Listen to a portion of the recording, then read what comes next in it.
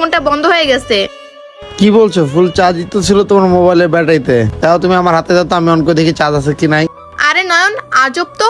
আমি তো তোমাকে বললাম যে ফোনটা বন্ধ হয়ে গেছে, তুমি কি আমাকে সন্দেহ করো? তুমি আবার আমার কাছ থেকে ফোনটা চাইলা। শোনো মনি, আমি কখনো তোমাকে এতদিন সন্দেহ করি নাই। তোমার মোবাইলে তুমি কার সাথে কথা বলছো, কার সাথে চ্যাটিং করছো, এটা কখনো আমি জানতে চাইছি? কিন্তু আজকে একটা লোক আসছে আমাদের সাথে, উনি বাজি লাগতেছে এবং উনি 50,000 টাকা দেবে একটা গেমের চুলায়। তার জন্য আমি তোমাদের মোবাইলটা চাচ্ছি, দাও মোবাইলটা। নয়ন, তুমি শুধু একটা গেমের জন্য আমার সাথে এরকম ভাবে কথা বলতেছো? ম্যাডাম, আপনি কিন্তু চিটিং করতেছেন। এই ছেলে চুপ থাকো, আমি কোনো গেম টেম খেলবো না, তুমি আমার সামনে থেকে চলে যাও। কিন্তু আমি এই গেম খেলবো। এই তুমি যাবে না, এই ফোন দাও আমাকে। মনি কি বলো, ফোন অন হয় না কেন? চিপ দিয়ে দেখি তো। আরে কি ব্যাপার মনি, ফোন তো অন হয়েছে। আরে ফোনটা দেখি অন করে ফেললো, এখন কি আমি নয়নের কাছে ধরে খেয়ে যাবো নাকি? কি ব্যাপার মনি, ফোন তো অন হলো, তুমি না বললো ফোনে চার্জ নাই?